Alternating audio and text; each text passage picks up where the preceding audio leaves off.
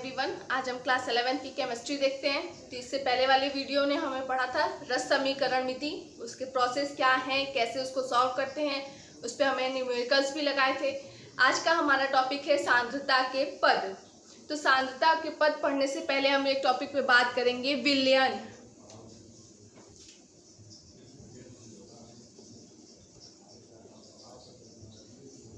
विलयन हमारा class 12th में सेकंड एक चैप्टर है, ठीक है। तो अभी हम देखते हैं विलयन। तो विलयन क्या है? दो या दो से अधिक पदार्थों का समांगी जो मिश्रण होता है उसे हम विलयन कहते हैं। यहाँ पे एक वर्ड आया समांगी, इसको होमोजीनस बोलते हैं, होमोजीनस सॉल्यूशन, समांगी मिश्रण, ठीक है। अब देखिए इसमें क्या है, विलयन विलय और विलायक से मिलकर बना होता है। विलय विलायक।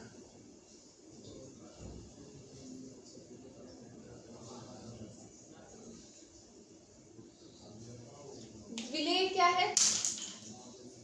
किसी भी विलयन में जो हमारे कम मात्रा में उपस्थित होते हैं उसे हम विलय कहते हैं, तथा जो अधिक मात्रा में उपस्थित होते हैं उसे हम विलायक कहते हैं। एग्जाम्पल के लिए हम समझते हैं, जैसे हमने शक्कर ले लिया, पानी ले लिया। शक्कर क्या है? हमारा कम मात्रा में रहता है, दैट मीन्स ये हमारा विलेय है, और पानी जो है वो हमारा विलायक हुआ। जिसको हम अधिक मात्रा में घोलते हैं वो हमारा विलेय हुआ। शक्कर को हम घोल रहे हैं और किस में घोल रहे हैं? विलायक में, पानी में, तो पानी हमारा क्या हुआ? विलायक हुआ। तो अगर हम इसका स्टैंडर्ड फॉर्मूला देखें तो क्या होगा? विलयन में, किसी विलयन में कम मात्रा में पाए जाने वाले पदार्थ को विलेय तथा अधिक मात्रा में पाए जाने वाले पदार्थ को विलायक कहते हैं। और विलयन हमारा विलेय और विलायक से मिलके बना होता है। विलयन हमारा विलेय और विलायक से मिलके बना होता है। अगर हम नमक और पानी को ही ले लें तो नमक हमारा विलेय हुआ और पानी हमारा विलायक हुआ। नमक कम मात्रा में पाया जाएगा और पानी जो होगा वो अधिक मात्रा में। और यही हमारे विलेय और विलायक मिलके ही समांगी मिश्रण बनाते हैं। अब अगर आप कहें कि अगर हम एक बोरी चीनी ले लेते हैं और उसमें थोड़ा सा पानी डालते हैं तो क्या वो हमारा समांगी मिश्रण होगा, या इसमें हमारा विलेय या विलायक क्या होगा? तो यहाँ पे एक बोरी चीनी लेते हैं, यानी चीनी की मात्रा ज़्यादा है, वो हमारा यहाँ आप कह रहे हैं विलायक है, और पानी हम थोड़ा डालते हैं यानी वो हमारा विलेय हुआ। लेकिन जब आप एक बोरी चीनी में पानी डालेंगे तो वो घुलेगा ही नहीं, वो हमारा समांगी मिश्रण बनेगा ही नहीं। तो ये फैक्ट ही गलत है।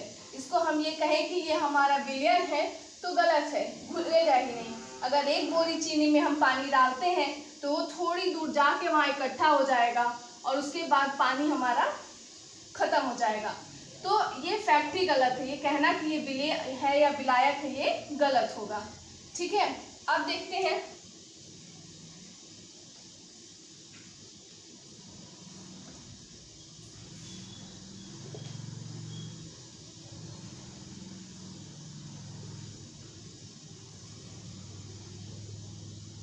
सपोज दैट 10 ग्राम शुगर लिया,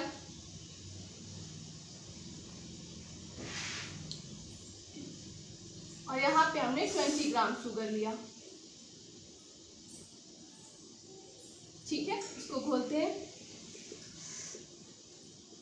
अब हम इसको अगर फाइंड आउट करेंगे तो हम इसको अपने ओन लैंग्वेज में, देसी भाषा में क्या कहेंगे कि इसमें 10 ग्राम शुगर है तो ये कम मीठा होगा, और इसमें 20 ग्राम शुगर है तो ये ज़्यादा मीठा होगा।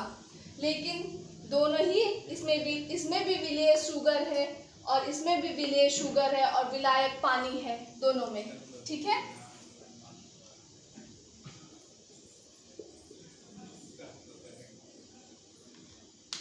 तो ये दोनों ही हमारे समांगी मिश्रण हैं।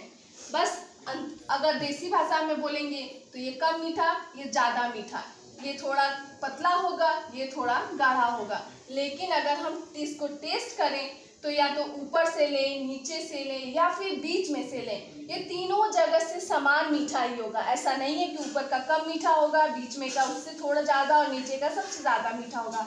समांगी मिश्रण है चूंकि ये, तो ये ऊपर से या बीच में से या नीचे से कहीं से भी ले, ये बराबर मीठा होगा।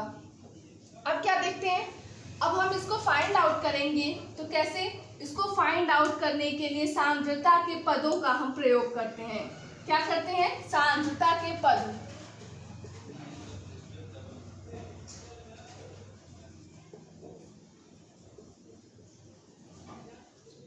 तो हमारे सांद्रता के पद क्या है? हमारे जो एक जैसे मिश्रण होते हैं उनके जो टर्म्स को हम फाइंड आउट करते हैं, तो वो हमारे सांद्रता के पद के प्रयोग से ही निकलते हैं। हमारे सांद्रता के पद जो है वो कई प्रकार के होते हैं। तो आइए देखते हैं।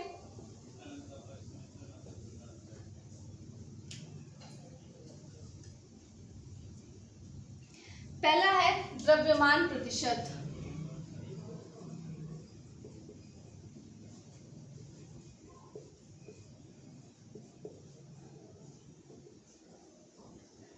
पहला है हमारा द्रव्यमान प्रतिशत।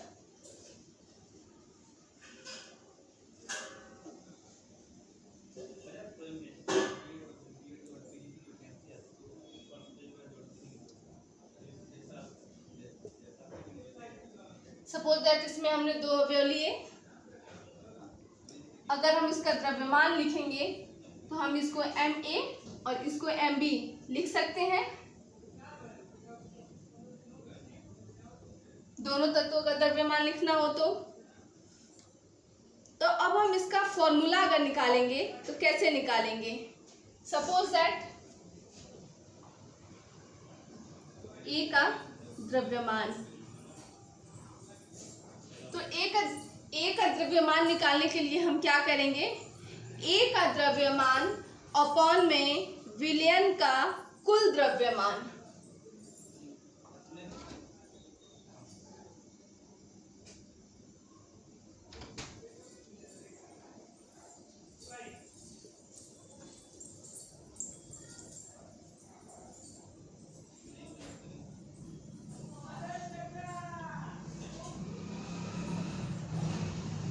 विलयन का कुल द्रव्यमान।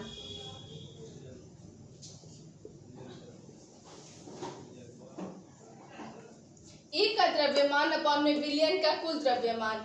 अब चूंकि हम देख रहे हैं A का द्रव्यमान प्रतिशत निकाल रहे हैं, तो इसको हम 100 से मल्टीप्लाई कर देंगे। ठीक है, फिर निकालते हैं हम B का द्रव्यमान। तो B का द्रव्यमान प्रतिशत निकालेंगे तो अब यहाँ क्या होगा? B का द्रव्यमान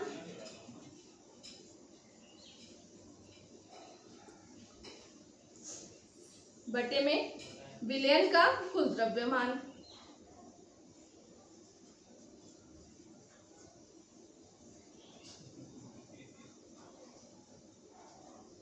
चूंकि प्रतिशत निकालना है तो इसमें भी हम 100 से मल्टीप्लाई कर देंगे। अब देखिए, A के द्रव्यमान को हम Ma लिख सकते हैं और विलयन का कुल द्रव्यमान that means Ma plus Mb into 100।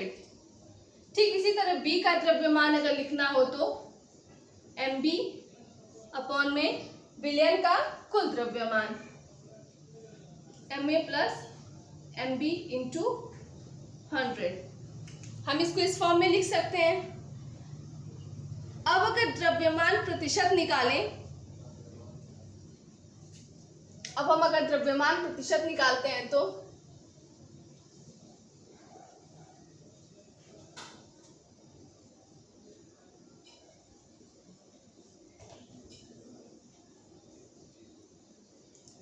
कि हमारा एक्चुअल टॉपिक है द्रव्यमान प्रतिशत। तो द्रव्यमान प्रतिशत का फॉर्मूला निकालने के लिए हम क्या करेंगे,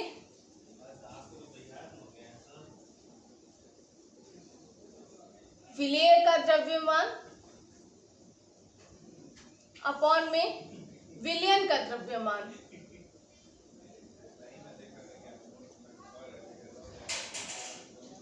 और चूंकि प्रतिशत निकाल रहे हैं तो 100 से मल्टीप्लाई करेंगे। एक चीज ध्यान देना है, विलेय का द्रव्यमान अपन में विलयन का द्रव्यमान है, विलायक का नहीं, विलयन का द्रव्यमान। तो ये हमारा है द्रव्यमान प्रतिशत का फॉर्मूला। ठीक है, आप इसको नोट करिए।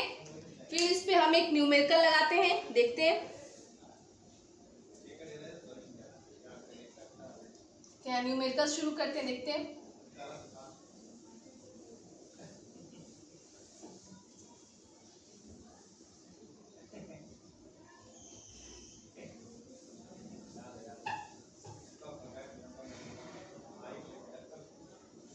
क्वेश्चन है हमारा,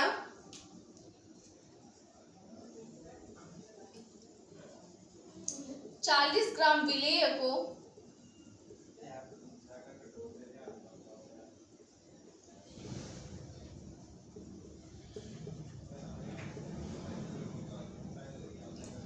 विलेय कितना है 40 ग्राम, विलायक कितना है 60 ग्राम। 40 ग्राम विलेय को 60 ग्राम विलायक में घोला जाता है।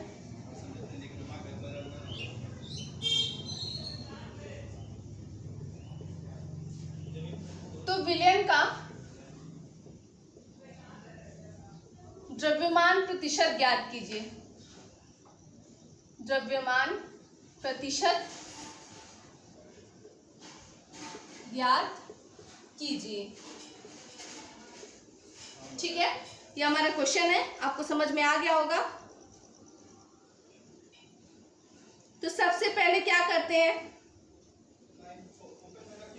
फॉर्मूला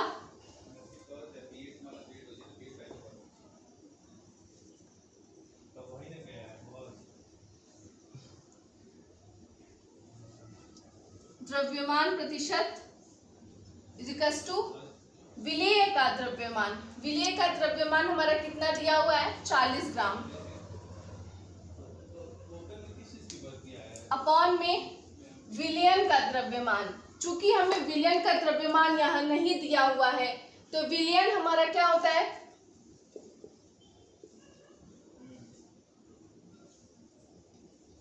विलयन का द्रव्यमान निकालने के लिए हम क्या करेंगे, विलेय का द्रव्यमान प्लस विलायक का द्रव्यमान। तो हमारा क्या हो जाएगा, विलेय का द्रव्यमान 40 ग्राम और विलायक का द्रव्यमान 60 ग्राम। ये हमारा 100 ग्राम हो जाएगा।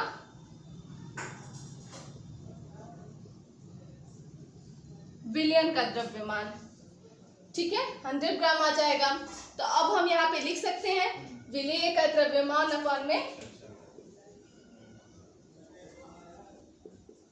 विलयन का द्रव्यमान और इनटू 100। तो हमारा यहाँ कितना आ गया 40%। द्रव्यमान प्रतिशत की कोई मात्रा नहीं होती है, तो ठीक हमारा कितना आया यहाँ पे, विलयन द्रव्यमान प्रतिशत 40%। अब 40 ग्राम विलेय को 60 ग्राम विलायक में घोला जाता है, तो हमें 40% विलयन द्रव्यमान मिलता है। ठीक है, अब हमारा नेक्स्ट है आयतन प्रतिशत। पहला हमारा था द्रव्यमान प्रतिशत सांद्रता के पद में, अब हमारा सांद्रता के पद में दूसरा क्या है, आयतन प्रतिशत। तो उसको देखते हैं।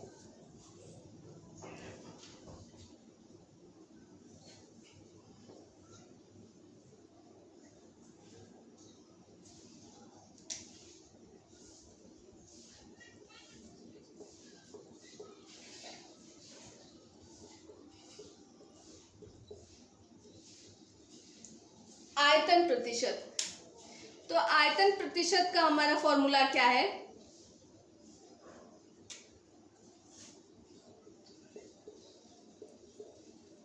विलेय का द्रव्यमान, विलेय का आयतन, यहां पे हमें आयतन प्रतिशत निकालना है, अपॉन में विलयन का आयतन।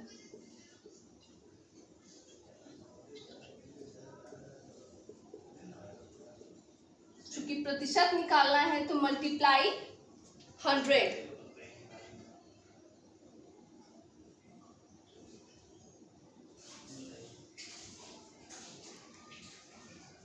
अब देखते हैं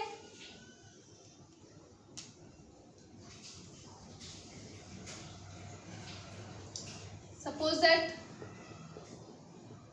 दो एलिमेंट लिया ए बी। अगर ए का आयतन लिखना होगा तो इसको हम बी ए लिख सकते हैं, और बी का आयतन लिखना होगा तो इसको हम वी बी लिख सकते हैं। ये सब आप लोगों को पता होगा आसानी से।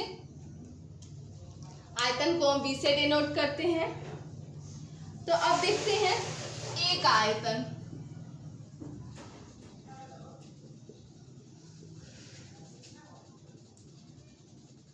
ए का आयतन प्रतिशत निकालने के लिए क्या है?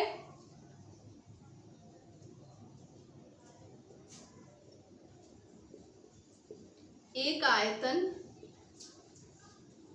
बटे में विलयन का कुल आयतन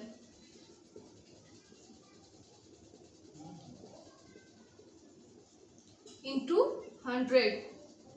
इसको हम अगर फॉर्मूले के फॉर्म में लिखें तो हमारे ए का आयतन बी ए अपॉन में विलयन का कुल आयतन, दैट मीन्स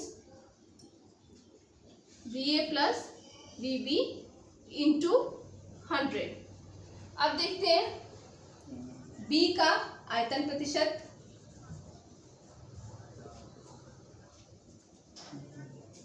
फॉर्मूला ऐसे ही होगा, बी का आयतन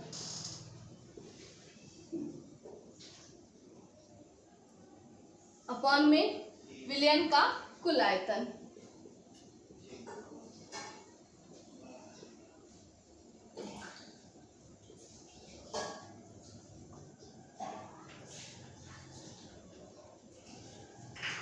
इंटू 100।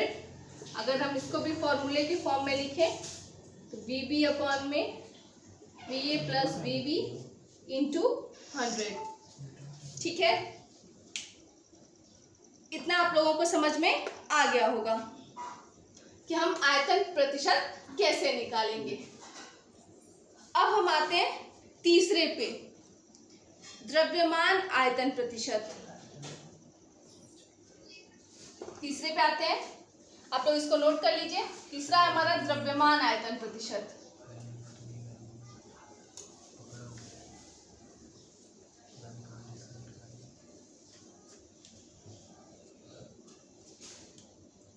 तीसरा क्या था हमारा?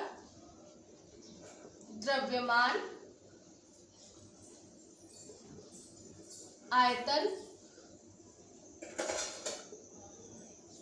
प्रतिशत।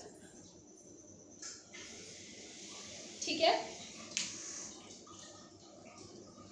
अब इसका क्या है?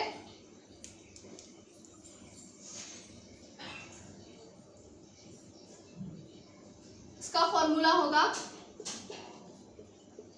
विलेय का द्रव्यमान अपॉन में विलयन का आयतन। चूंकि प्रतिशत निकालना है, मल्टीप्लाई 100। ध्यान दीजिएगा, विलेय का द्रव्यमान और विलयन का आयतन, यहाँ पे द्रव्यमान है और यहाँ पे आयतन है।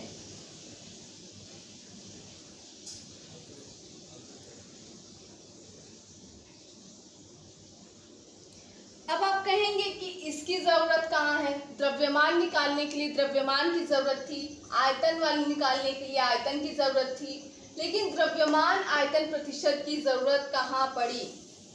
तो सपोज दैट आपको दिया जाता है 5 ml अल्कोहल,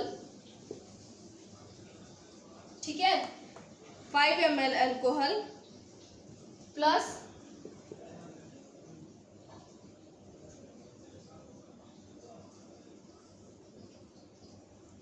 100 ml सॉल्यूशन, ठीक है। आपको दिया जाता है 5 ml अल्कोहल और 100 ml सॉल्यूशन।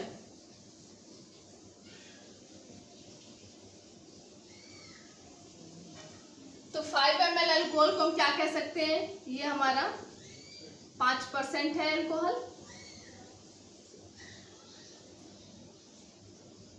और हमारा सॉल्यूशन कितना है, 100 ml है।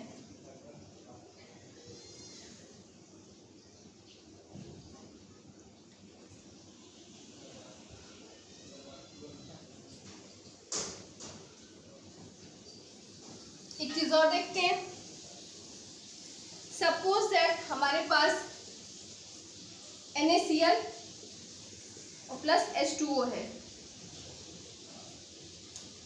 इस एग्जाम्पल को देखिए, आपको अच्छे से क्लियर होगा। सपोज दैट हमारे पास NaCl है और H2O है। H2O क्या होगा हमारा,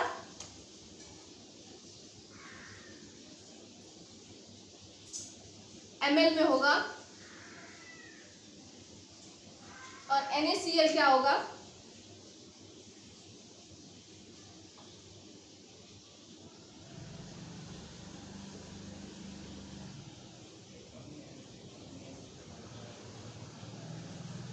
आयतन में होगा।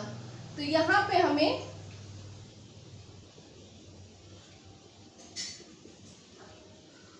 द्रव्यमान आयतन प्रतिशत की जरूरत पड़ेगी। अब एक और चीज देखते हैं,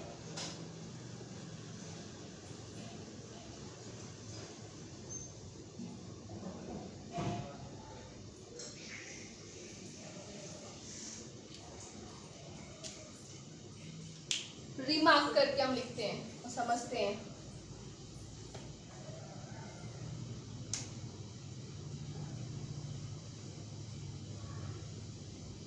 सपोज दैट हमें W/W% दिया हुआ है,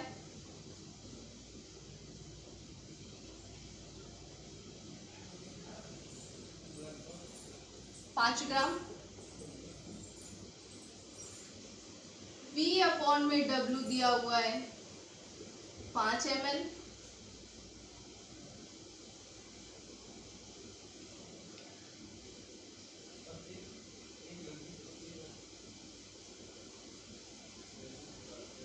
सॉरी V/V, और तीसरा है V/W 5 ग्राम।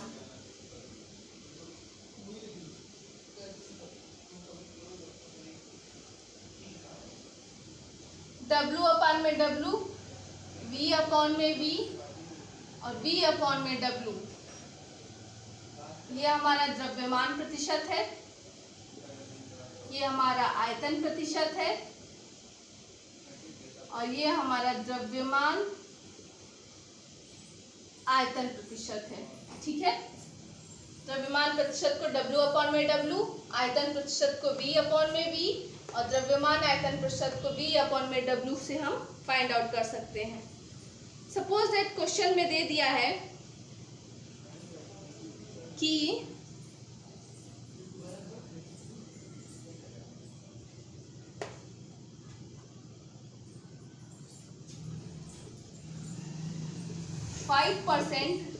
W/W, तो इसका मतलब क्या हुआ, 5 ग्राम विलेय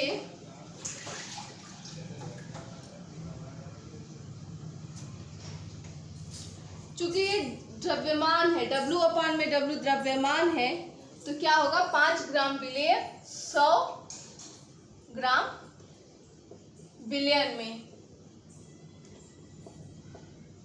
ठीक है।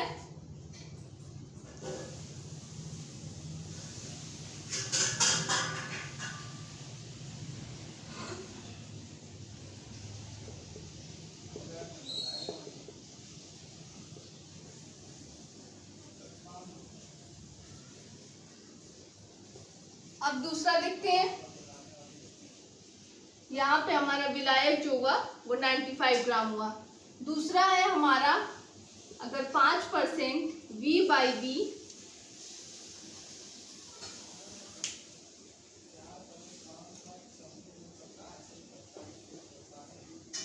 5% V/V दैट मीन्स आयतन प्रतिशत, तो इसको हम क्या कर सकते हैं 5 ml। चूंकि ये द्रव्यमान है इसलिए इसको हम ग्राम में लिखे हैं। यहाँ पे 5% V/V का मतलब होगा कि ये आयतन दिया हुआ है, तो 5 ml विले 100 ml बिलियन में 100 - 5 95 ml ब्लैक हमारा निकला। एंड तीसरा था हमारा, यदि 5% W/V दिया हो,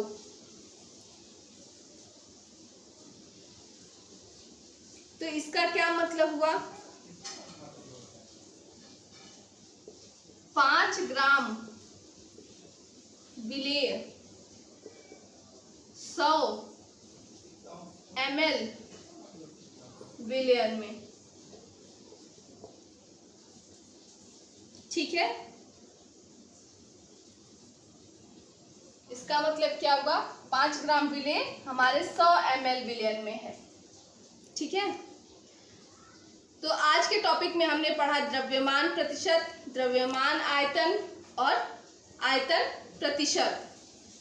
अब कल हम देखेंगे इसमें अगला मोलरता ये सब है, तो कल के नए वीडियो में हम फिर देखते हैं नेक्स्ट।